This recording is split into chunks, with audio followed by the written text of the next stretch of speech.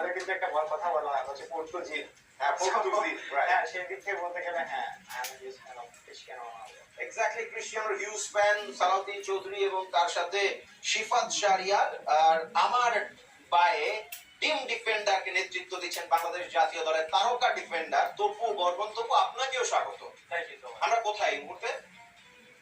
We are 26। Exactly. এবং তপুর পরেই যিনি আছেন তিনি আর্জেন্টাইন ফ্যান, যদিও জার্সিতে কালো শোকের ব্যাপার আছে। আমি জানি না তপু এবং মাকসুদা চৌধুরী মিশা তারা কেন মিলিয়ে কালো পরেছেন, কালোতে কি মাহাত্ম্য আমি এক্স্যাক্টলি এই মুহূর্তে জানি না। তবে সম্ভবত রোনালদোকে তার হাজবেন্ড মানে সালাউদ্দিন ভাই তার husband better half, better half শব্দটার জন্য আবার আমি অন্য কোনো জায়গায় কেস খেয়ে যাবো কিনা জানিয়ে যায়, এটাই মুহূর্তে মনে এসছে।